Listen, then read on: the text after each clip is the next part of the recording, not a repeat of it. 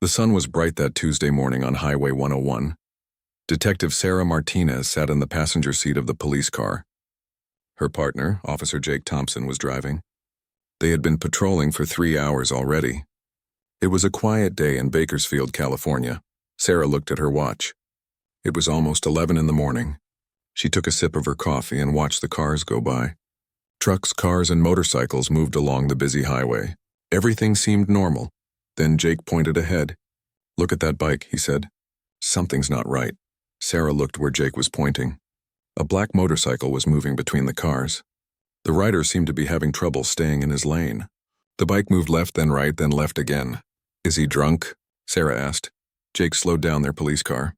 "I don't know, but we need to check." The motorcycle was about 50 yards ahead of them. Sarah could see the rider clearly now. He was a big man wearing a black leather jacket. On the back of his jacket, she could see patches and writing. "Wait," Sarah said. She leaned forward in her seat. "Look at those patches on his back." Jake squinted at the motorcycle rider. "Are those Hell's Angels colors?" Sarah had been a police officer for 12 years. She knew what to look for.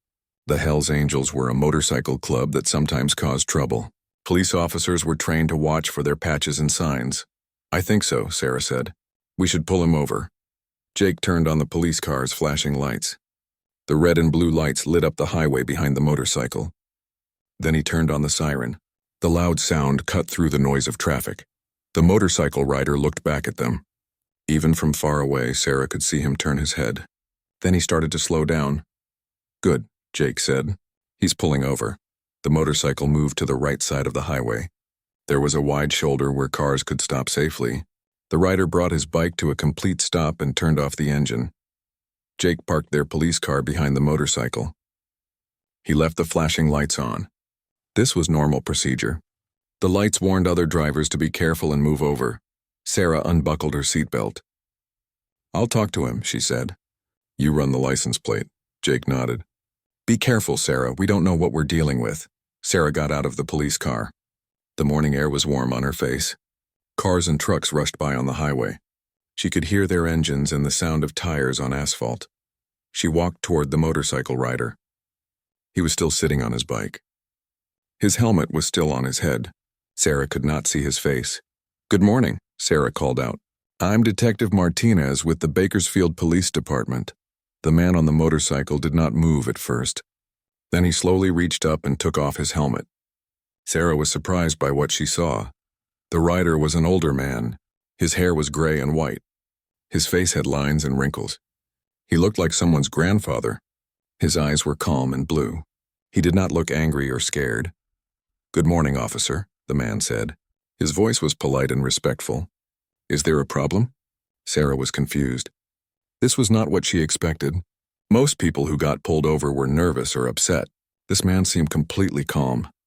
"I'm Detective Martinez," she said again. "We noticed you were having trouble staying in your lane back there." The man looked surprised. I'm sorry, Detective. I didn't realize." Sarah looked at his motorcycle. It was a beautiful black Harley-Davidson. The chrome was shiny and clean. The bike looked expensive and well-maintained. Then she looked at the man's leather jacket. From up close, she could see the patches more clearly. There were several different patches sewn onto the black leather. Some had words on them. Others had pictures and symbols. But something was strange. The patches did not look exactly like the Hell's Angels patches she had been trained to recognize. The colors were different. The writing was different too.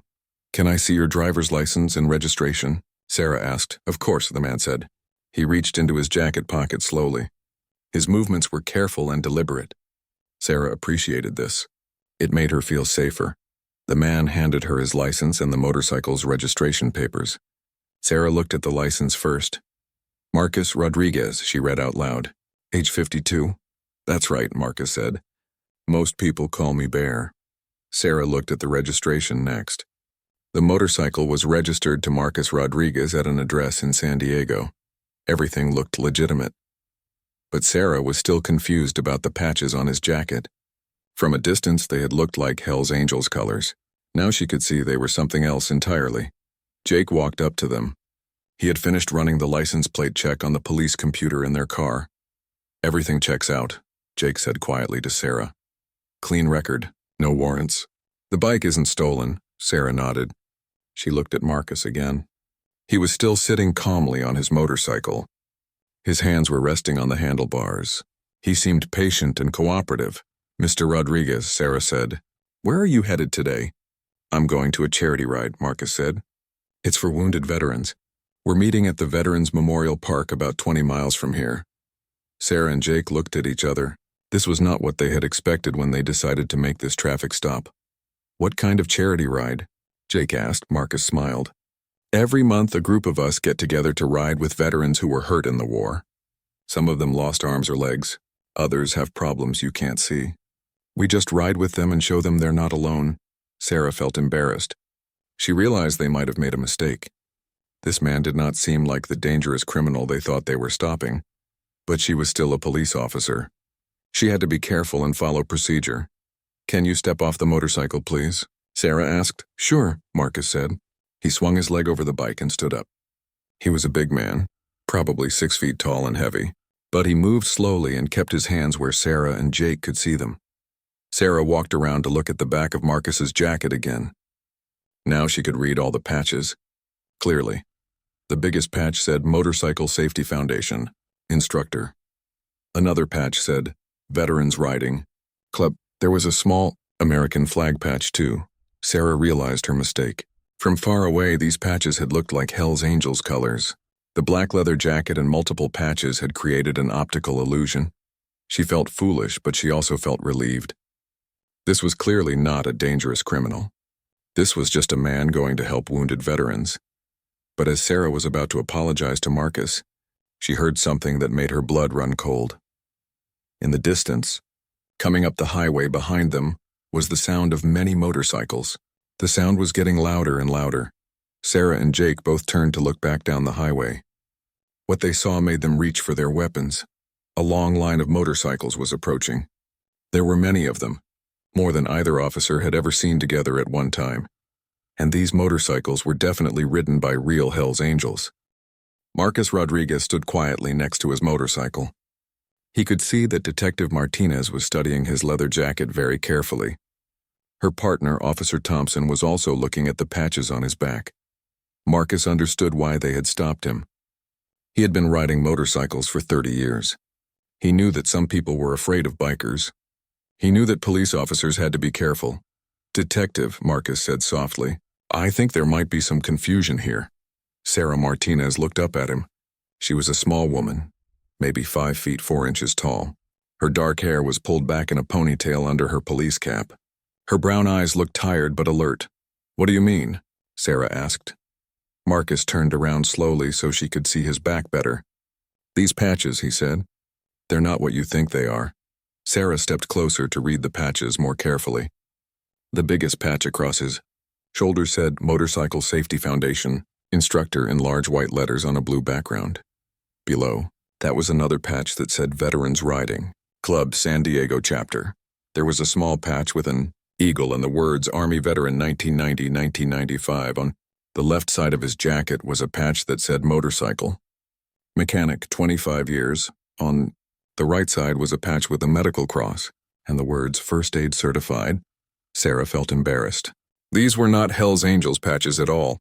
They were patches that showed Marcus was a good person who helped others. "I'm sorry, Mr. Rodriguez," Sarah said. "From our patrol car, your patches look different." Marcus smiled. "It happens all the time, Detective. People see a big guy on a Harley with a leather jacket and they think I'm trouble." Jake Thompson walked closer to them. He had been watching the traffic on the highway to make sure they were safe. "So you teach motorcycle safety?" Jake asked. "Yes, sir," Marcus said. "I've been teaching for 15 years. I help new riders learn how to be safe on their bikes." Marcus reached into his jacket pocket again. This time he pulled out his wallet. From the wallet, he took out several cards. "Here's my instructor certification," he said, handing the card to Sarah. "And here's my card for the Veterans Riding Club." Sarah looked at the cards. They were official documents with Marcus's picture and signature. Everything looked legitimate. "The Veterans Riding Club," Sarah said. "What do you do there?" Marcus's face became serious. "We help veterans who are having a hard time," he said. "Some of them came back from war with physical injuries. Others have mental problems. We take them on motorcycle rides to help them feel better." Jake looked interested. How does riding motorcycles help them? Being on a bike gives them freedom, Marcus explained. When they're riding, they can forget about their problems for a while. They feel the wind and hear the engine. It helps them remember what it feels like to be alive. Sarah was impressed. This was not at all what she had expected when they made the traffic stop. You said you were going to a charity ride today? Sarah asked. Yes, ma'am, Marcus said. Every third Tuesday of the month we meet at Veterans Memorial Park. Today we're riding with 5 veterans who lost legs in Afghanistan. Marcus pulled out his phone and showed Sarah a picture. In the photo, several men in wheelchairs were smiling next to motorcycles.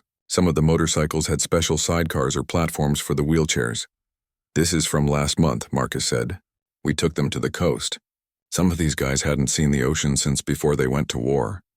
Sarah looked at the photo more carefully. She could see the joy on the faces of the wounded veterans. She could also see Marcus in the background helping push one of the wheelchairs. That's really nice, Sarah said. She meant it. Jake was looking at Marcus's motorcycle again. This is a beautiful bike, he said. Thank you, Marcus said with pride. I've had her for 8 years. I do all the maintenance myself. The motorcycle was indeed beautiful. The black paint was perfect and shiny. The chrome parts gleamed in the sunlight. Every piece looked clean and well cared for. I used to be a motorcycle mechanic, Marcus explained. I worked in a shop for 25 years before I retired. What made you want to help veterans? Sarah asked. Marcus's expression became sad. My younger brother came back from Iraq in 2007, he said. He was different when he came home. He had nightmares. He couldn't sleep. He was angry all the time. Marcus paused and looked down at his hands. I tried to help him, but I didn't know how. One day I took him for a ride on my bike. For those 2 hours, he was like his old self again. He was laughing and having fun.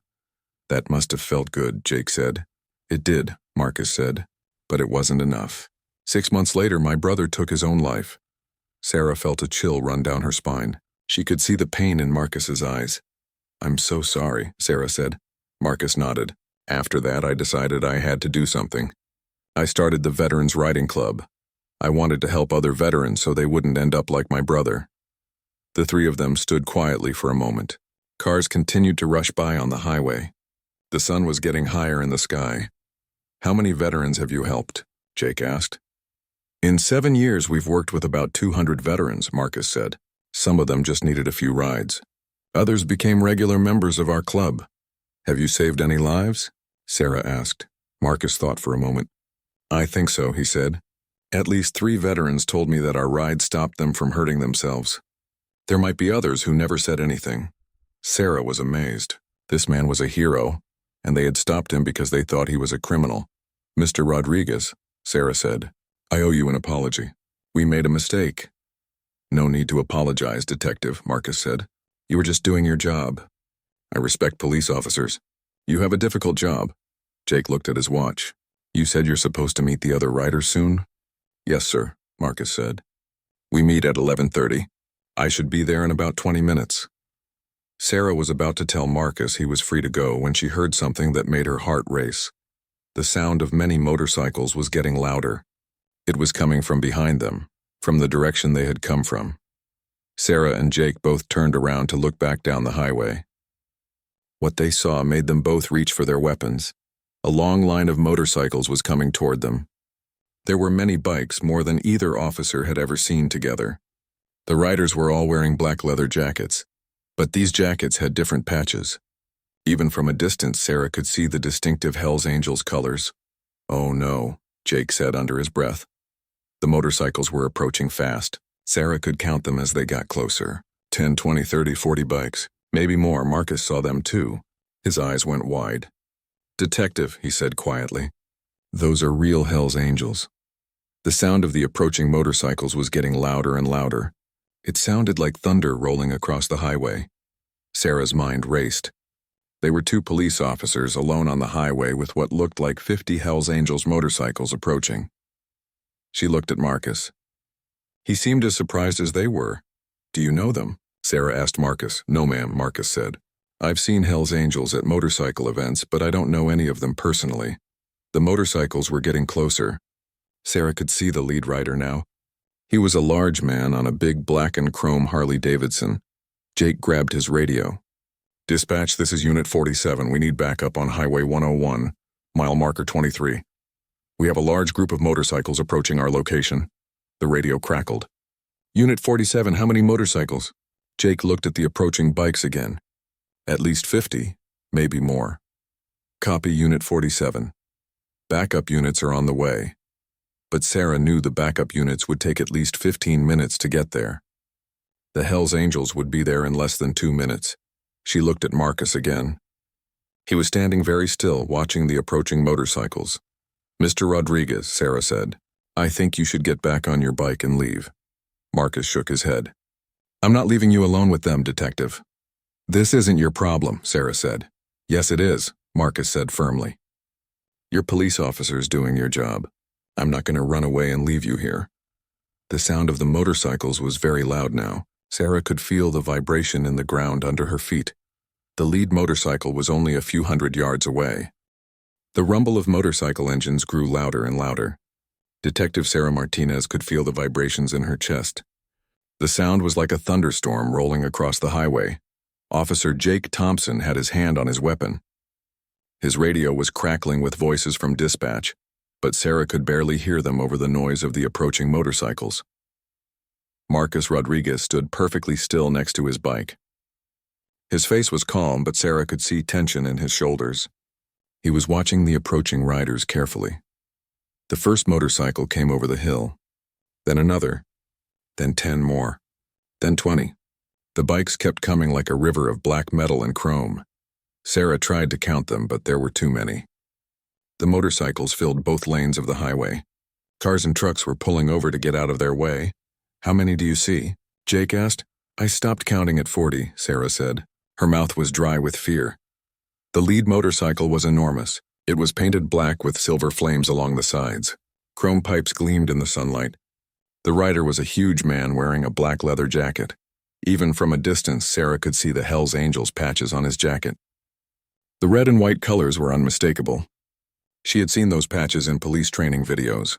The man riding the lead bike looked like he was in charge. The other riders stayed behind him in perfect formation. They moved together like a military unit. That's their captain, Marcus said quietly. The one in front. He's the leader. How do you know? Jake asked. The way the others follow him, Marcus explained. And look at his bike. It's bigger and more expensive than the others. Sarah looked more carefully at the lead rider. His motorcycle was indeed larger than the others. It had more chrome and decorations. Even his helmet looked different. The motorcycles were slowing down now. The captain raised his left hand high in the air. All the bikes behind him began to slow down too. Sarah's heart was pounding. She had never been in a situation like this. 2 police officers against 50 Hells Angels bikers. What do we do? Jake whispered. Sarah tried to think clearly. She remembered her training at the police academy. Stay calm, show no fear. Be respectful but firm. We follow procedure, Sarah said. We stay professional. The captain brought his motorcycle to a stop about 50 feet away from them. He turned off his engine. Behind him, all the other riders did the same thing at the same time. Suddenly, the highway became very quiet. Sarah could hear cars in the distance, but the area around them was silent. The captain slowly got off his motorcycle. He was even bigger than Sarah had thought. He was at least 6 feet 4 inches tall and very muscular. His arms were covered with tattoos, but he moved slowly and deliberately. His hands were visible at all times. Sarah realized he was being careful not to seem threatening. The other Hells Angels stayed on their motorcycles. They all watched their captain, waiting for his signal. The captain started walking towards Sarah, Jake, and Marcus. His boots made loud sounds on the asphalt. He kept his hands away from his body where everyone could see them. As he got closer, Sarah could read the patches on his jacket more clearly. The largest patch said Hells Angels with the famous winged skull logo. Below that was a patch that said Captain, but there were other patches too. Sarah was surprised to see a patch that said U.S. Marine Corps Veteran and another that said Purple Heart. The captain stopped about 10 feet away from them. He was close enough to talk without shouting, but far enough away to show he wasn't trying to threaten them. Good morning, officers, the captain said. His voice was deep and gravelly but polite. Sarah was surprised. She had expected him to be angry or hostile. Instead, he seemed respectful. Good morning, Sarah replied. I'm Detective Martinez. This is Officer Thompson, the captain nodded. I'm Mike Sullivan. My friends call me Iron Mike. He looked at Marcus. Is everything all right here? Marcus stepped forward slightly. These officers stopped me for a traffic check, Captain Sullivan. There's no problem. Sarah noticed that Marcus called the man Captain Sullivan. Even though Marcus wasn't a Hell's Angel, he showed respect for the biker's position. Captain Sullivan looked back at Sarah and Jake. This man isn't one of ours, he said, gesturing toward Marcus. But he's a fellow rider. We just want to make sure he's being treated fairly. Jake found his voice. We were just checking his license and registration. Everything is legal. Good, Captain Sullivan said. He smiled slightly. We don't want any trouble, officers. We were just passing through when we saw you had someone stopped. Sarah looked past Captain Sullivan at the other Hell's Angels. They were all still sitting on their motorcycles. None of them had gotten off their bikes. They were watching and waiting. Where are you all headed? Sarah asked. Veterans Memorial Cemetery in Fresno, Captain Sullivan said. We're going to a funeral for one of our brothers who died last week. Sarah was surprised again. A funeral? Tommy Martinez, Captain Sullivan said. He served 3 tours in Vietnam, came home and joined our chapter in 1975. He died of cancer last Wednesday. The captain's voice became sad when he talked about his friend. Sarah could see genuine grief in his eyes. We're riding escort for his funeral procession, Captain Sullivan continued. His family asked us to honor him. Marcus spoke up. I knew Tommy Martinez, he said. He used to come to our Veterans Riding Club meetings sometimes. Captain Sullivan looked at Marcus with interest. You knew Tommy? Yes, sir, Marcus said. He helped us with a few charity rides. He was a good man. Captain Sullivan's expression softened. He was indeed. Tommy helped a lot of people over the years. Sarah was beginning to understand that this situation was not what she had first thought. These weren't dangerous criminals. They were going to honor a fallen friend. I'm sorry for your loss, Sarah said. Thank you, Detective, Captain Sullivan said. Tommy would have appreciated that. Jake relaxed slightly. His hand moved away from his weapon. How did you know we had someone stopped here? Captain Sullivan pointed back toward the highway. We could see your lights from about a mile away. When we got closer, we saw you had a motorcycle rider pulled over. And you came to check on him? Sarah asked. That's right, Captain Sullivan said. It's what we do. We look out for each other on the road. Marcus nodded in agreement. All riders do that, Detective. If we see another biker in trouble, we stop to help. Sarah was learning things about motorcycle culture that she had never known. She had always thought of bikers as criminals or troublemakers. But these men seemed to have a strong code of honor and brotherhood. Captain Sullivan looked at his watch. Officers, we need to get moving soon. The funeral starts at 2 o'clock and we still have a long ride ahead of us. Of course, Sarah said. We don't want to keep you. But then Captain Sullivan did something unexpected. He turned to Marcus. Brother, he said to Marcus, would you like to ride with us to the cemetery? Tommy would have wanted you there. Marcus looked surprised. Are you sure, Captain? I'm sure, Captain Sullivan said. You knew Tommy. You helped other veterans like he did. You belong with us today. Sarah watched this exchange with fascination. A Hell's Angels captain was inviting Marcus to join their funeral procession. It was like watching 2 different worlds come together. Marcus looked at Sarah and Jake. Officers, am I free to go? Sarah nodded. Yes, Mr. Rodriguez, you're free to go. And I'm sorry we stopped you by mistake. No apology needed, Detective, Marcus said. You were doing your job. Marcus shook hands with both officers. Then he put his helmet back on and started his motorcycle.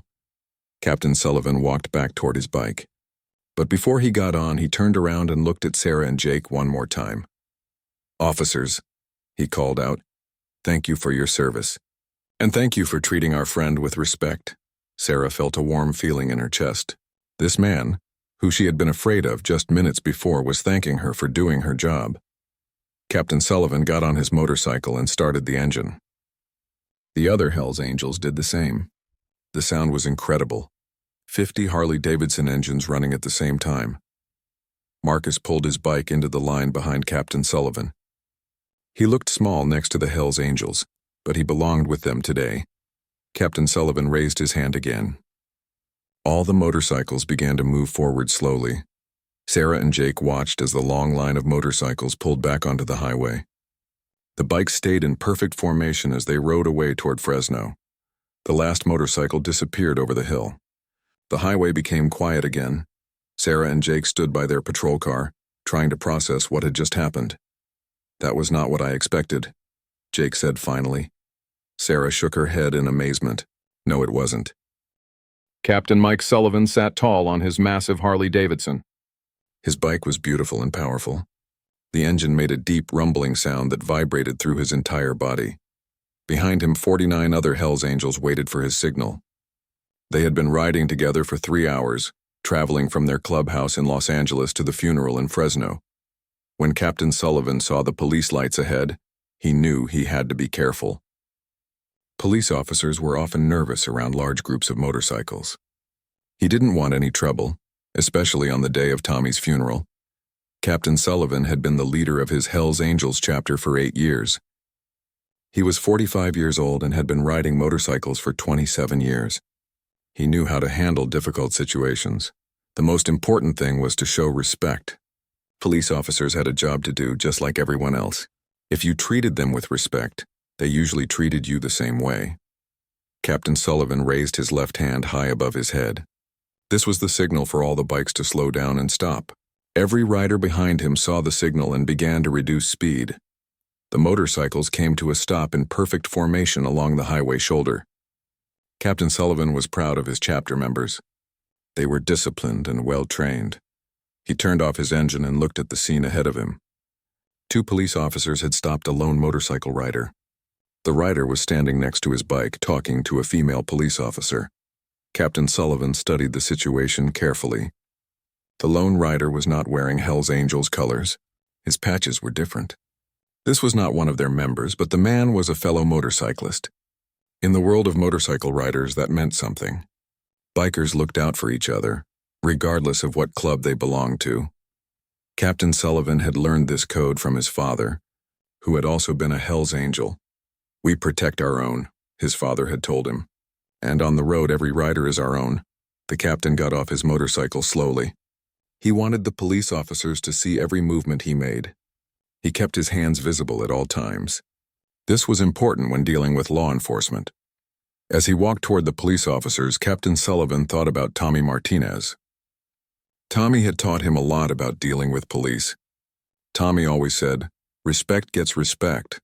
Tommy had been like a father to Captain Sullivan when he first joined the Hells Angels 20 years ago. Tommy was older and wiser. He had served in the Vietnam War and had seen many difficult things. "The key," Tommy used to say, "is to show them we're not the criminals they think we are." Captain Sullivan missed Tommy already. The old man had died of cancer just 1 week ago. The whole chapter was heartbroken. Today's funeral was going to be hard for everyone. Tommy had been the heart of their chapter. He was the one who organized their charity rides.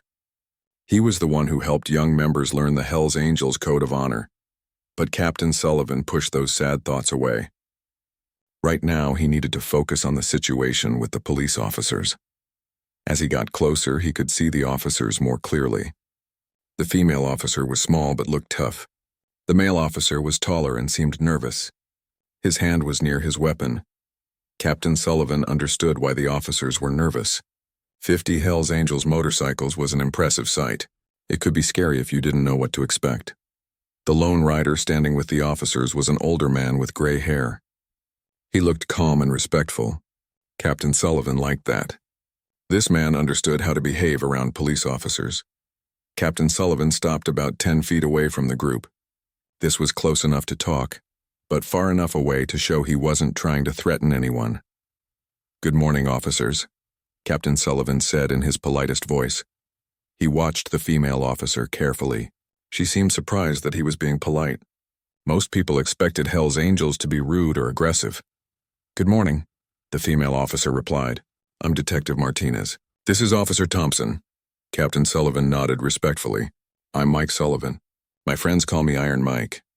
He looked at the older man with the gray hair. The man was wearing a leather jacket with various patches. Captain Sullivan could see that these were not Hells Angels patches. "Is everything all right here?" Captain Sullivan asked. The older man stepped forward slightly. "These officers stopped me for a traffic check, Captain Sullivan." "There's no problem." Captain Sullivan noticed that the man called him Captain Sullivan instead of just Mike. This showed respect for his position. Captain Sullivan appreciated good manners. He looked back at the two police officers. "This man isn't one of ours," he said, gesturing toward the older rider. "But he's a fellow rider. We just want to make sure he's being treated fairly." The male officer, Thompson, found his voice. "We were just checking his license and registration. Everything is legal." "Good," Captain Sullivan said. He smiled slightly to show he was pleased with this answer. Captain Sullivan had dealt with many police officers over the years. Some were good people just doing their jobs. Others were looking for trouble. These two officers seemed like the good kind. Detective Martinez looked past Captain Sullivan at his chapter members. "Where are you all headed?" she asked. This was a fair question. Captain Sullivan was happy to answer it. "Veterans Memorial Cemetery in Fresno," he said. "We're going to a funeral for one of our brothers who died last week." He could see surprise in the detective's eyes. She probably expected him to say they were going to a party or a fight. "A funeral?" Detective Martinez asked. "Tommy Martinez," Captain Sullivan said. The name hurt to say out loud. "He served 3 tours in Vietnam. Came home and joined our chapter in 1975. He died of cancer last Wednesday." Captain Sullivan's voice became sad when he talked about Tommy. He couldn't help it. Tommy had been like family to him. "We're riding escort for his funeral procession," Captain Sullivan continued. "His family asked us to honor him." The older rider, the one who had been stopped, suddenly spoke up. "I knew Tommy Martinez," he said. Captain Sullivan looked at him with new interest. "You knew Tommy?" "Yes, sir," the man said. "He used to come to our Veterans Riding Club meetings sometimes." Captain Sullivan's heart warmed. This was a connection he hadn't expected. "You knew Tommy?" "He helped us with a few charity rides," the man continued. "He was a good man." Captain Sullivan felt tears beginning to form in his eyes. He blinked them away quickly. Hell's Angels captains didn't cry in front of police officers. But hearing someone else speak well of Tommy made Captain Sullivan feel good. Tommy had touched many lives outside of the Hell's Angels chapter. "He was indeed," Captain Sullivan said. "Tommy helped a lot of people over the years." Detective Martinez surprised Captain Sullivan by saying, "I'm sorry for your loss." Captain Sullivan felt genuine gratitude toward this police officer. She didn't have to say that, but she did. It showed she had compassion. "Thank you, Detective," Captain Sullivan said. Tommy would have appreciated that. Officer Thompson seemed to relax a little. "How did you know we had someone stopped here?" he asked. Captain Sullivan pointed back toward the highway. "We could see your lights from about a mile away. When we got closer, we saw you had a motorcycle rider pulled over." "And you came to check on him?" Detective Martinez asked. "That's right," Captain Sullivan said. "It's what we do. We look out for each other on the road." This was the truth. The Hell's Angels code required them to help any rider in trouble. It didn't matter if the rider was a member or not. The older man nodded in agreement. "All riders do that, Detective. If we see another biker in trouble, we stop to help." Captain Sullivan was glad this man understood. Many people thought motorcycle riders were just criminals. But the truth was, most riders were good people who cared about each other. Captain Sullivan looked at his watch. It was the expensive watch that Tommy had given him for his birthday 2 years ago. "Officers," Captain Sullivan said, "we need to get moving soon. The funeral starts at 2 o'clock and we still have a long ride ahead of us." "Of course," Detective Martinez said. "We don't want to keep you." But then Captain Sullivan had an idea. Tommy would have wanted this. He turned to the older man. "Brother," he said, "would you like to ride with us to the cemetery?" "Tommy would have wanted you there." The man looked surprised. "Are you sure, Captain?" "I'm sure," Captain Sullivan said. "You knew Tommy. You helped other veterans like he did. You belong with us today." This felt right to Captain Sullivan. Tommy had always believed in bringing people together. He would have wanted this man at his funeral. The older man looked at the police officers. "Officers, am I free to go?" Detective Martinez nodded. "Yes, Mr. Rodriguez, you're free to go. And I'm sorry we stopped you by mistake." "No apology needed, Detective," the man said. "You were doing your job." Captain Sullivan watched as Mr. Rodriguez shook hands with both officers. This was the proper way to end a police encounter, with respect and courtesy. Mr. Rodriguez put his helmet back on and started his motorcycle.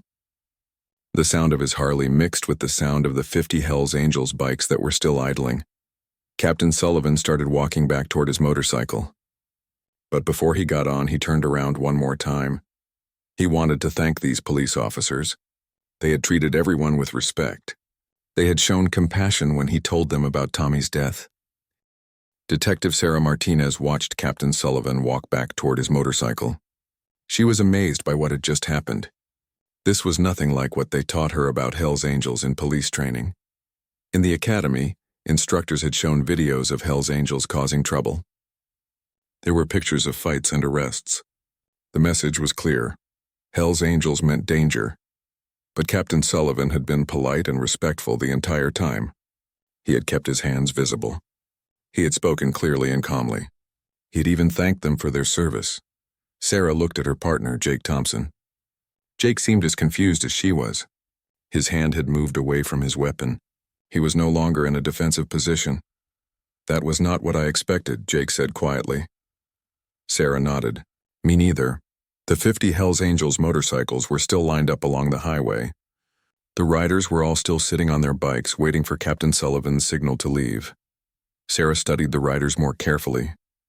She had been so focused on Captain Sullivan that she hadn't really looked at the others. Most of the riders were older men, probably in their 40s or 50s. Their motorcycles were all well-maintained and expensive-looking. The riders themselves looked serious but not threatening. Many of them had gray hair showing under their helmets. Sarah could see that several were wearing patches that said veteran or had military symbols. "Jake," Sarah said, "look at their patches." Jake looked where Sarah was pointing. "Military patches," he said. "A lot of them." Sarah could see patches for different branches of the military. Army, Navy, Marines, Air Force. Some patches had dates on them: Vietnam, Iraq, Afghanistan. One rider near the back had a patch that said Disabled Veteran. Another had a patch with a Purple Heart symbol. These were not the young, angry criminals that Sarah had expected. These were older men, many of whom had served their country in the military. Marcus Rodriguez had put his helmet on and started his motorcycle. He was getting ready to join the Hells Angels funeral procession. Sarah walked over to him. "Mr. Rodriguez," she called out over the noise of the engines. Marcus looked at her and turned off his bike. "Yes, Detective?" "I want to apologize again," Sarah said. "We made assumptions about you based on how you looked." "That wasn't right," Marcus smiled. "Detective, you don't need to apologize. I understand why you stopped me. A big guy on a Harley with patches on his jacket. I get it." "But it was wrong," Sarah insisted. "We should have looked more carefully before we made that stop." Marcus shook his head. "You were being careful. That's your job. I respect that." Jake walked over to join the conversation. "Mr. Rodriguez, can I ask you something?" "Sure," Marcus said. "How do you feel about riding with the Hells Angels today?" Jake asked. Marcus thought for a moment. "Honored," he said finally. "Tommy Martinez was a good man. If Captain Sullivan wants me to help honor Tommy's memory, I'm proud to do it." "But aren't you nervous?" Sarah asked. "I mean, they're Hells Angels." Marcus looked surprised by the question. "Detective, I've been around motorcycle riders for 30 years. I've met Hells Angels before. Most of them are good people." "Really?" Jake said. "Really," Marcus confirmed. "The media and movies make them look like criminals. But the truth is, most Hells Angels chapters are just groups of guys who love motorcycles." Sarah found this hard to believe. "But what about all the arrests and violence?" Marcus nodded. "Some chapters have bad members. Some individual Hells Angels have done bad things, but you can't judge all of them by the actions of a few." He gestured toward the line of motorcycles. "Look at these guys. Half of them are veterans. They serve their country. They have jobs and families. They pay taxes." Sarah looked at the Hells Angels again. Marcus was right. These men didn't look like dangerous criminals. "What do you know about Captain Sullivan?" Jake asked. "I've heard of him," Marcus said. "He's been the leader of this chapter for several years. From what I've heard, he runs a clean operation." "What does that mean?" Sarah asked. "It means he doesn't allow criminal activity in his chapter," Marcus explained. "He kicks out members who get in trouble with the law. He wants his chapter to have a good reputation." This was news to Sarah. She had never heard of Hells Angels chapters that discouraged criminal behavior. Marcus continued. "Captain Sullivan's chapter does a lot of charity work. They raise money for children's hospitals. They do toy runs at Christmas. They escort military funerals." "Military funerals?" Jake asked. When a veteran dies and his family can't afford a proper funeral escort, Hell's Angels chapters will provide it for free, Marcus said. It's one of their most important traditions. Sarah was learning things about Hell's Angels that completely changed her understanding. These were not the savage criminals she had been taught to fear. Captain Sullivan had started his motorcycle. The sound of his big Harley filled the air. The other riders were getting ready to leave. I should go, Marcus said. They're waiting for me. Mr. Rodriguez, Sarah said. Thank you for teaching us something today. What did I teach you? Marcus asked. That things aren't always what they seem, Sarah said. Marcus smiled. That's a good lesson for everyone to learn. He put his helmet back on and started his motorcycle again. This time Sarah didn't stop him. Marcus pulled his bike into the line behind Captain Sullivan. Even though his patches were different, he fit in with the Hell's Angels riders. Captain Sullivan looked back at his long line of motorcycles. He seemed satisfied that everyone was ready to go. Then he did something that surprised Sarah even more. He raised his hand toward her and Jake in a small wave. It was a gesture of respect and farewell. Sarah found herself waving back. Captain Sullivan lowered his hand and put his motorcycle in gear. The entire line of bikes began to move forward slowly. Sarah and Jake watched as 51 motorcycles pulled back onto the highway. The riders stayed in perfect formation, 2 by 2, as they merged with traffic. Cars and trucks moved out of the way to let the funeral procession pass. Some drivers even pulled over completely as a sign of respect. The last motorcycle disappeared over the hill. The highway became quiet again. Sarah and Jake stood by their patrol car, trying to understand what had just happened. I feel like I need to rethink everything I thought I knew about Hell's Angels, Jake said. Sarah nodded. Me too. She thought about Captain Sullivan's behavior. He had been more professional than many people she dealt with in her job. He had shown respect for their authority while still standing up for a fellow rider. Did you notice how he talked to us? Sarah asked Jake. What do you mean? He called us officers and detective, Sarah said. He used our proper titles. He was more polite than a lot of regular citizens. Jake thought about this. You're right. And he kept his hands visible the whole time. He knew exactly how to behave around police officers. Like he's done it before, Sarah said. Probably has, Jake said. If his chapter does military funeral escorts, they probably work with police departments all the time. Sarah remembered something else. He thanked us for our service. That surprised me too, Jake said. Sarah pulled out her cell phone. I'm going to do some research when we get back to the station. About what? About Captain Sullivan's chapter, Sarah said. I want to know more about their charity work and their reputation. Jake got into the passenger seat of their patrol car. What do you think we'll find? Sarah started the engine.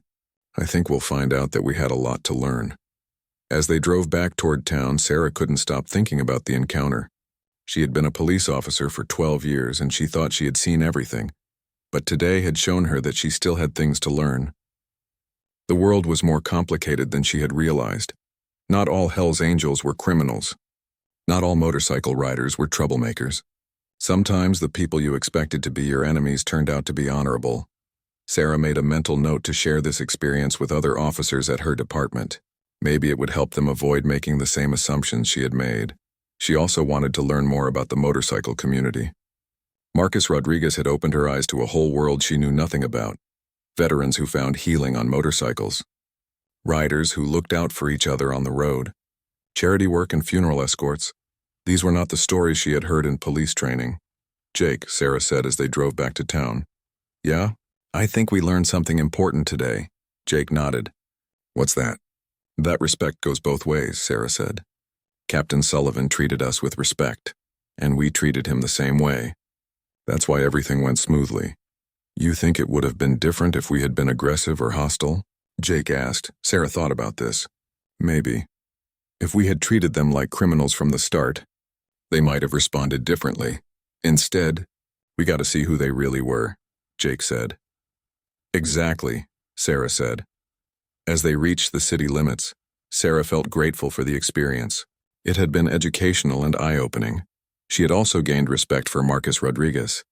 He could have left when the Hell's Angels arrived, but he stayed to make sure she and Jake were safe. That took courage and character, and Captain Sullivan had impressed her with his leadership and dignity.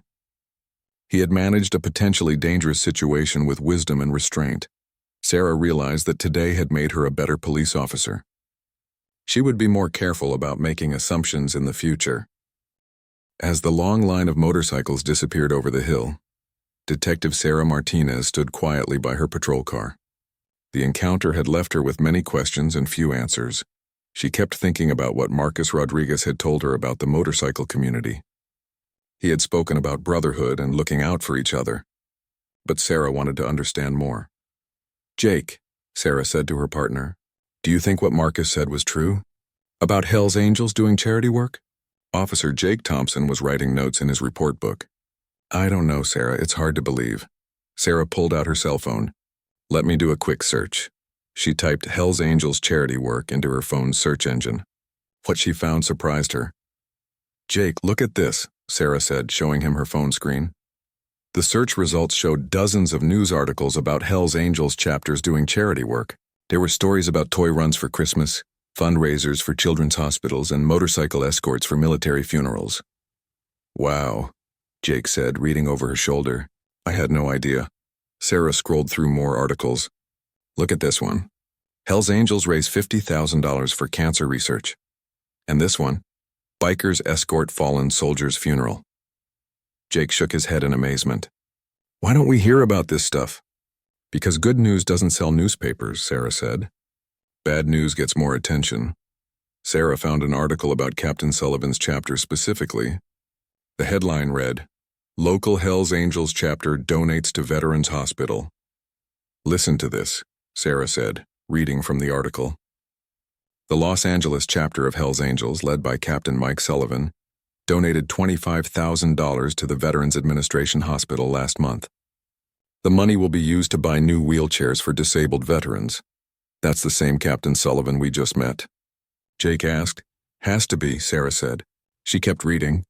"Captain Sullivan, a Marine veteran himself, says helping other veterans is one of his chapter's most important missions." Jake was quiet for a moment. "So he really is a veteran?" "Looks like it," Sarah said. She found another article about Captain Sullivan. This one is from 2 years ago. It says he received a Purple Heart in Iraq in 2004. Sarah was beginning to understand Captain Sullivan better. He was a decorated war veteran who now used his position to help other veterans. "What about the other members of his chapter?" Jake asked. Sarah searched for more information.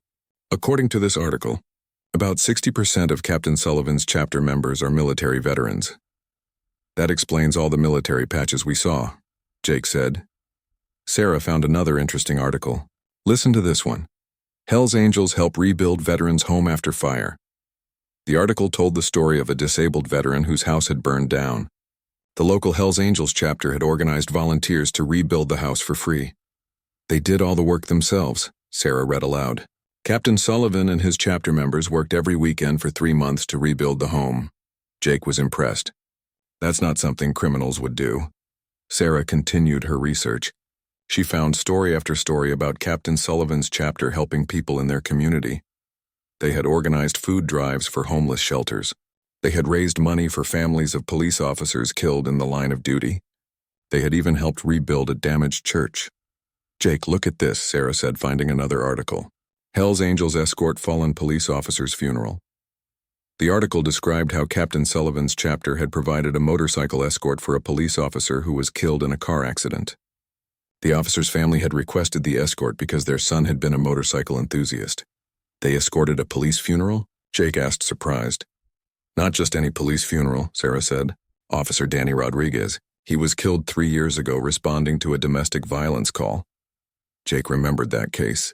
Officer Rodriguez had been well liked by everyone at their department. His death had been a tragedy. "I remember Danny," Jake said sadly. "He was a good cop." According to this article, Captain Sullivan and 50 Hell's Angels rode escort for Danny's funeral procession, Sarah said. "They did it for free because Danny's family asked them to." This information completely changed Sarah's view of Captain Sullivan and his chapter. These were not criminals. These were men who honored fallen police officers. "Sarah," Jake said slowly, "I think we need to admit something." "What?" "We were wrong about them," Jake said. "We let stereotypes and assumptions cloud our judgment." Sarah nodded. "You're right. We did. She put her phone away and looked back down the highway where the motorcycles had disappeared. "I keep thinking about what Captain Sullivan said," Sarah said. "What part?" "When he thanked us for our service," Sarah said. "He really meant it. I could see it in his eyes." Jake thought about this, and the way he handled the whole situation. He could have been aggressive or confrontational. Instead, he was respectful and professional. More professional than a lot of people we deal with, Sarah agreed. Sarah remembered something else about the encounter. "Did you notice how the other Hells Angels behaved?" "What do you mean?" "They all stayed on their bikes," Sarah said. "Only Captain Sullivan got off his motorcycle. The others waited for a signal." Jake nodded. "They were disciplined, like a military unit." "Exactly," Sarah said. "Captain Sullivan had complete control of his people. That takes real leadership." Sarah was beginning to understand the structure and discipline within the Hells Angels organization. It wasn't the chaotic criminal gang she had imagined. "I wonder what Tommy Martinez was like," Sarah said. Jake looked confused. "Tommy Martinez?" "The man who died. The one they're going to the funeral for," Sarah explained. "Captain Sullivan spoke about him with such respect and sadness." Sarah did another search on her phone. Tommy Martinez, Hells Angels, Vietnam. She found an obituary in the Los Angeles newspaper. "Here it is," Sarah said. She read the obituary aloud. "Thomas Tommy Martinez, age 72, died peacefully at home after a long battle with cancer. Tommy served 3 tours of duty in Vietnam with the U.S. Army. After returning from the war, he joined the Hells Angels Motorcycle Club in 1975. The obituary continued. Tommy was known for his work with veterans organizations. He helped organize charity rides that raised over $500,000 for veterans' hospitals over the past 20 years. $500,000, Jake said, amazed. Sarah kept reading. Tommy is survived by his wife of 45 years, Maria, his 3 children, and 7 grandchildren. In lieu of flowers, the family requests donations to the Veterans Administration Hospital. The obituary painted a picture of Tommy Martinez as a dedicated family man and community volunteer. This was not the image of a Hells Angels member that Sarah had in her mind. "Listen to this part," Sarah said, continuing to read. "Tommy's family wishes to thank Captain Mike Sullivan and the entire Hells Angels chapter for their support during his illness. Tommy always said his Hells Angels brothers were his second family," said his widow, Maria. Jake shook his head. "These aren't the people we were taught to fear." Sarah found one more article about Tommy Martinez. It was from 5 years ago when he had received an award from the city of Los Angeles. Tommy Martinez received the Mayor's Award for Community Service. Sarah read. The award recognized his work organizing motorcycle rides for disabled veterans. The article included a quote from Tommy. "These young men and women served our country with honor. The least I can do is help them feel the freedom of the open road again." Sarah put her phone away. She had learned enough for one day. "Jake," she said, "I think we witnessed something special today." "What do you mean?" "We saw real brotherhood in action," Sarah explained. "Marcus Rodriguez wasn't even a Hells Angel, but Captain Sullivan invited him to join their funeral procession because he knew Tommy." Jake thought about this. "And Captain Sullivan stopped with 50 men to make sure Marcus was being treated fairly by us." "Right," Sarah said. "They look out for each other. Veterans look out for veterans. Riders look out for riders." Sarah was beginning to understand the codes and values that governed the motorcycle community. It was more complex and honorable than she had realized. "I feel bad about how we treated Marcus at first," Jake said. "Me too," Sarah agreed. "But I think we learned from it. That's what matters."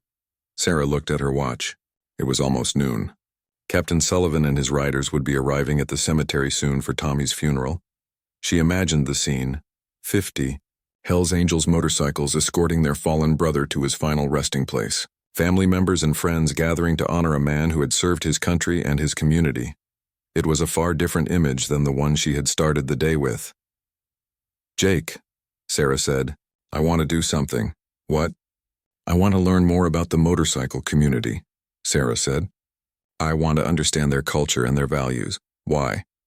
"Because understanding leads to better policing," Sarah explained. "The more we know about the people in our community, the better we can serve them." Jake nodded in agreement. "That makes sense." "Maybe I'll visit some of their charity events," Sarah said. "See what they're really about." "That's a good idea," Jake said. As they drove back toward town, Sarah felt like she had grown as a person and as a police officer. The encounter with Captain Sullivan and Marcus Rodriguez had taught her valuable lessons about assumptions, respect, and the complexity of human nature. 2 weeks had passed since the encounter on Highway 101. Detective Sarah Martinez couldn't stop thinking about what she had learned that day. The experience had changed her perspective on many things. She had spent time researching motorcycle culture and the Hells Angels organization.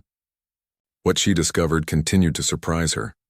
Sarah learned that most motorcycle clubs, including many Hells Angels chapters, had strict codes of conduct. They emphasized loyalty, brotherhood, and helping others. Criminal activity was often discouraged or forbidden. She also learned about the deep connection between motorcycle culture and military veterans. Many veterans found that riding motorcycles helped them deal with the stress and trauma of their service. The sense of freedom and brotherhood that came with motorcycle riding was therapeutic for many former soldiers. This explained why so many Hells Angels members were veterans. Sarah had shared her research with other officers at her police department. Some were skeptical at first, but they listened to what she had learned. The key, Sarah told her fellow officers, is not to judge people by their appearance or assumptions.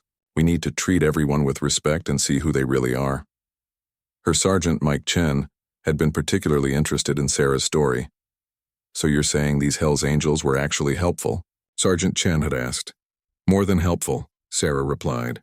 They were professional, respectful, and honorable. They handled the situation better than many regular citizens would have. Sergeant Chen had nodded thoughtfully. Maybe we need to rethink our approach to motorcycle groups, Sarah agreed. I think we do. Now 2 weeks later, Sarah was about to put her new understanding to the test. She and Jake were patrolling near Veterans Memorial Park when they received a call from dispatch. Unit 47, we have a report of a disturbance at Veterans Memorial Park. Large group of motorcycles. Possible Hells Angels gathering. Sarah and Jake looked at each other. Here we go again, Jake said. But this time Sarah felt different about responding to a call involving Hells Angels. She was curious rather than fearful. Unit 47 responding, Sarah said into the radio. As they drove toward the park, Sarah could hear the sound of many motorcycle engines in the distance. Sounds like a big group, Jake observed. Remember what we learned 2 weeks ago, Sarah said. Let's not make assumptions. They pulled into the parking lot of Veterans Memorial Park. What Sarah saw made her smile. There were about 30 motorcycles parked in neat rows. Most were Harley-Davidsons, but there were other brands too. The riders were standing around talking in small groups, but these weren't just Hells Angels. Sarah could see riders wearing patches from different motorcycle clubs. There were also riders with no club patches at all, and in the middle of the group, she recognized Marcus Rodriguez. There's Marcus, Jake said, pointing. Marcus saw their police car and walked over to greet them. He was smiling. Detective Martinez, Officer Thompson, Marcus said warmly. Good to see you again. Sarah got out of the patrol car. Hello, Marcus. What's going on here? Monthly veterans ride, Marcus explained. We do this every month. Today we have riders from 5 different clubs, plus some independent riders. Sarah looked around the gathering. She could see Hells Angels patches, but also patches from other clubs she didn't recognize. There were veterans riding club patches like Marcus wore, and some riders with military patches but no club affiliation. Someone called in a complaint about a disturbance, Jake said. Marcus looked surprised. A disturbance? We've been here for 20 minutes. All we've done is park our bikes and say hello to each other. Sarah looked around more carefully.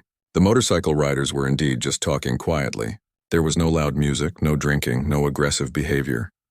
Maybe someone was nervous about seeing so many motorcycles, Sarah suggested. Probably, Marcus agreed. It happens sometimes. Just then, Sarah heard a familiar voice behind her. Detective Martinez.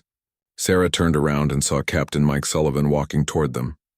He was wearing his Hells Angels leather jacket, but he was smiling warmly. Captain Sullivan, Sarah said, extending her hand. Good to see you again. Captain Sullivan shook her hand firmly. Likewise, Detective. I heard you and Officer Thompson have been learning about motorcycle culture. Sarah was surprised. How did you hear that? Marcus told me, Captain Sullivan said, gesturing toward Marcus. He said you've been doing research about motorcycle clubs and veterans. I have, Sarah said. It's been very educational. Captain Sullivan looked pleased. I'm glad to hear that. Understanding leads to better relationships between bikers and police. Jake joined the conversation. Captain Sullivan, can I ask you something? Of course, officer. Marcus mentioned that you have riders from different clubs here today, Jake said. Don't motorcycle clubs usually compete with each other? Captain Sullivan laughed. That's another stereotype, Officer Thompson. Most motorcycle clubs get along just fine. He gestured toward the group of riders. Today we have Hells Angels, Veterans Riding Club, Christian Motorcyclists Association, and a few independent riders. We all have something in common. What's that? Sarah asked. We're all military veterans, Captain Sullivan said. And we all love motorcycles. Those two things bring us together, regardless of what patches we wear. Sarah looked at the gathering with new eyes. These weren't rival gang members sizing each other up. These were veterans enjoying each other's company. What do you do on these rides? Jake asked. Marcus answered this question. Today we're riding to the coast. We'll visit 3 different veterans' memorials along the way. At each stop we'll honor fallen soldiers. It's a tradition, Captain Sullivan added. Every month we choose a different route and visit different memorials. Sarah was touched by this. That's really meaningful. It is, Captain Sullivan agreed. For many of us it helps with healing. War leaves scars that you can't always see. An older man with white hair walked over to join their conversation. He was wearing a leather vest with patches that said Vietnam Veteran and Christian Motorcyclists Association.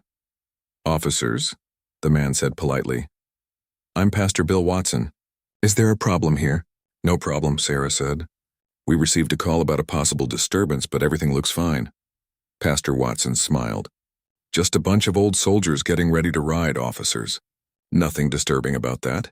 Sarah was intrigued. You're a pastor? Retired Army chaplain, Pastor Watson said. I served 2 tours in Vietnam. Now I help run the Christian Motorcyclists Association. A Christian motorcycle club? Jake asked. That's right, Pastor Watson said. We use motorcycles to do ministry work. We visit hospitals, prisons, and homeless shelters. Sarah was learning that the motorcycle community was even more diverse than she had realized.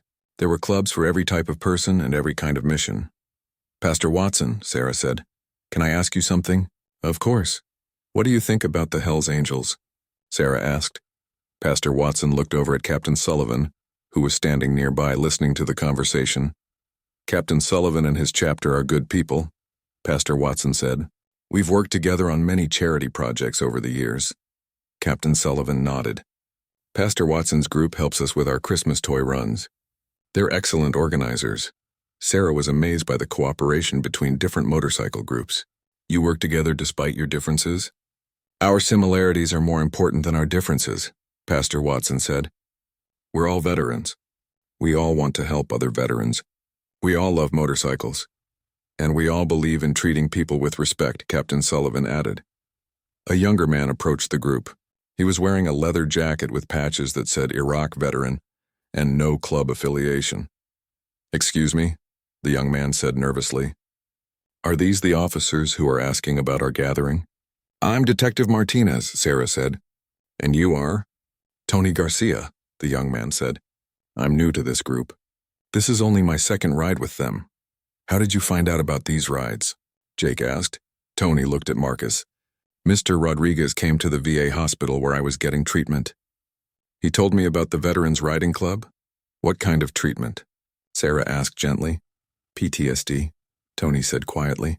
I had trouble adjusting after I got back from Iraq. Marcus put his hand on Tony's shoulder. Tony's doing much better now. These rides have been good for him. Tony nodded. Being with other veterans who understand what I went through, it helps a lot. Captain Sullivan spoke up. That's what this is all about, officers. We help each other heal. Sarah felt a deep respect for these men. They had served their country in war, and now they were serving each other in peace. Tony, Sarah said, thank you for your service. Tony smiled shyly. Thank you, Detective. Captain Sullivan looked at his watch. We should get ready to ride soon. We have a schedule to keep. Of course, Sarah said. We don't want to hold you up. But Captain Sullivan had something else to say. Detective Martinez, Officer Thompson, he said formally. I want to thank you both again. For what? Sarah asked. For approaching us with an open mind, Captain Sullivan said. For taking the time to learn about who we really are. And for treating us with respect, Marcus added. Pastor Watson nodded in agreement. It means a lot to have police officers who understand us. Sarah felt proud but also humble. We learned a lot from you, too. 3 months had passed since Detective Sarah Martinez first encountered Captain Mike Sullivan and his Hells Angels chapter on Highway 101. The experience had changed her life in ways she never expected. Sarah had kept her promise to learn more about motorcycle culture. She had attended several charity events organized by different motorcycle clubs. She had also joined Marcus Rodriguez and the Veterans Riding Club on 2 of their monthly memorial rides. Each experience taught her something new about the motorcycle community. She learned about their values of loyalty, brotherhood, and service to others. She learned about the healing power of riding for military veterans dealing with trauma. Most importantly, she learned that her job as a police officer was not just about enforcing laws. It was also about building bridges between different communities. Today was special. Captain Sullivan was coming to the Bakersfield Police Department to speak to Sarah's fellow officers about motorcycle culture and community relations. Sarah was nervous but excited. She hoped her colleagues would be as open-minded as she had learned to be. The conference room at the police station was packed. Sergeant Mike Chen had made the presentation mandatory for all patrol officers. Word had spread, and even some detectives and supervisors had come to listen. Captain Sullivan arrived precisely on time, accompanied by Marcus Rodriguez and Pastor Bill Watson from the Christian Motorcyclists Association. All 3 men were wearing their leather jackets with their various patches. Sarah could see some officers in the room shifting uncomfortably when they saw the Hells Angels colors on Captain Sullivan's jacket. She remembered feeling the same way just 3 months ago. Sergeant Chen stood up to introduce the speakers. Officers, we have some special guests today. Detective Martinez arranged for these gentlemen to come speak to us about motorcycle culture and community relations. Captain Sullivan stepped forward. Even without his motorcycle, he was an imposing figure, but his voice was calm and friendly when he spoke. Good afternoon, officers. Thank you for having us today. My name is Mike Sullivan. I'm the captain of the Los Angeles chapter of Hells Angels Motorcycle Club. Sarah watched the faces of her fellow officers. Some looked skeptical. Others seemed curious. A few appeared nervous. I know what some of you are thinking, Captain Sullivan continued with a slight smile. You're wondering why a Hells Angels captain is standing in your police station. Several officers chuckled nervously. 3 months ago, 2 of your officers, Detective Martinez and Officer Thompson, had an encounter with me in my chapter on Highway 101, Captain Sullivan said. He gestured toward Sarah and Jake, who were sitting in the front row. It could have gone badly, Captain Sullivan said. We were 50 Hells Angels on motorcycles. They were 2 police officers who had made a mistake in stopping an innocent rider. The room was completely quiet now. Everyone was listening intently. But it didn't go badly, Captain Sullivan continued. It went well because both sides chose to treat each other with respect. Captain Sullivan told the story of that day on the highway.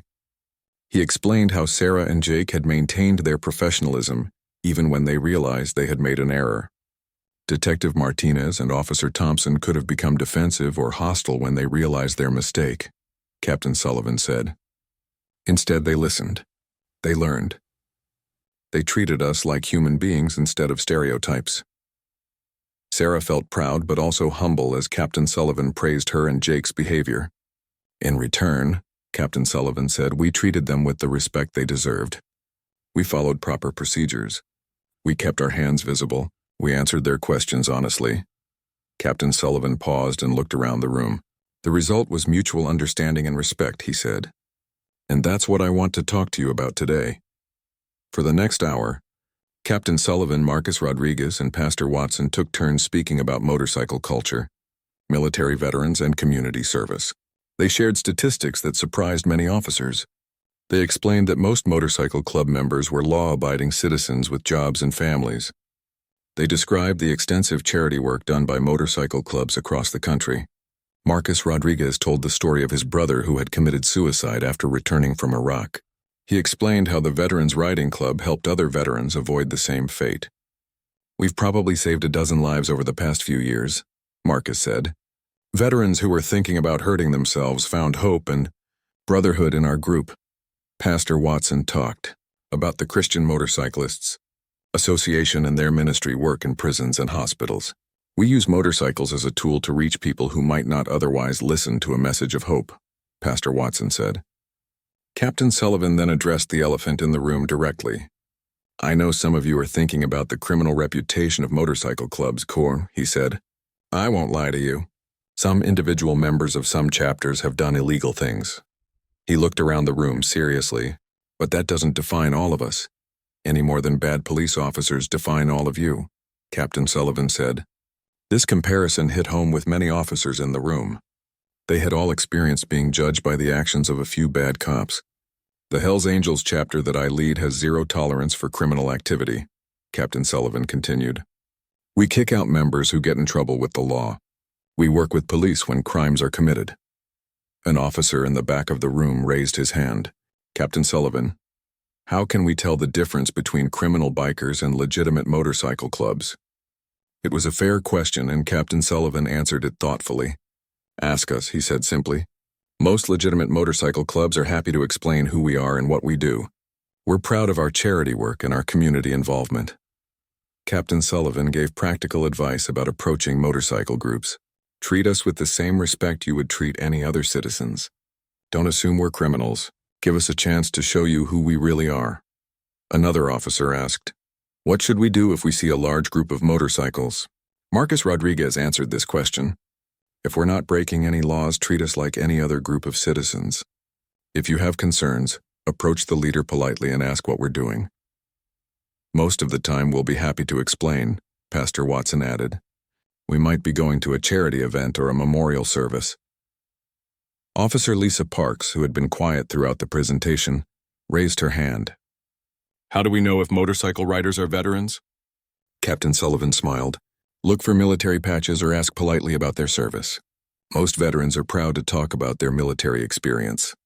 And remember, Marcus added, about 25% of all motorcycle riders are military veterans. We use motorcycles to deal with the stress and trauma of our service. Sergeant Chen asked the final question. What's the most important thing you want our officers to remember? Captain Sullivan thought for a moment before answering. Don't let fear or stereotypes cloud your judgment, he said. Most motorcycle riders are good people.